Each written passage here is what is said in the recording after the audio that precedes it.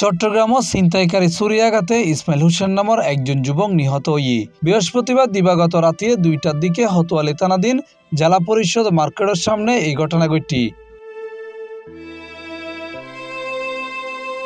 জানা গিয়ে নিহত ইসমাইল হোসেন লক্ষ্মীপুর সদরের বাসিন্দা।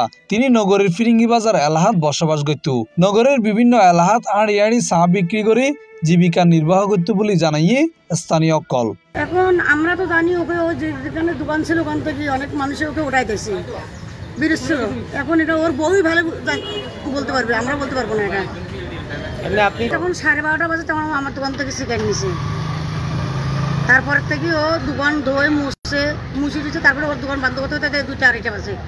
জানা গিয়ে রাতে ইসমাইল সাইকেল চলাইরে লালদিঘি এলাহাতন ফিরিঙ্গি বাজারের দিকে যার জেলা পরিষদ ভবনের বিপরীতে হতোয়ালি থানার মুখী সড়কত 3জন ছিনতাইকারী তারে পথ অবরোধ করে। এই সময় ছিনতাইকারী ছুরিয়াঘাতে ইসমাইল হোসেন গুরুতর আহত হয়। গুরুতর আহত অবস্থায় তারে পুলিশ উদ্ধার করে চট্টগ্রাম মেডিকেল কলেজ হাসপাতালে লই গেলে কর্তব্যরত চিকিৎসক তারে মৃত ঘোষণা করে। নিহতর মরদেহ ময়নাতদন্তলে মর্গত পাঠানো হয়।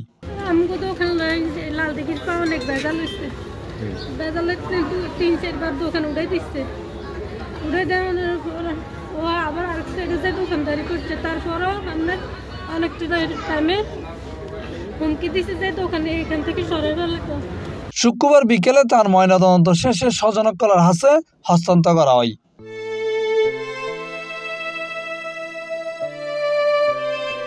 ইন্দি ঘটনার পরপর হতোয়ালি থানার পুলিশের একাধিক টিম মাঠত নামি পুলিশ ঘটনাস্থলের আশেপাশে সিসি ক্যামেরা ফুটেজ সংগ্রহ করছে। পুলিশ ঘাতক ছিনতাইকারী সকলের শনাক্ত করিবার চেষ্টা করে, তবে শুক্রবার রাতে পর্যন্ত কেউরে গ্রেফতার করে না পারে পুলিশ।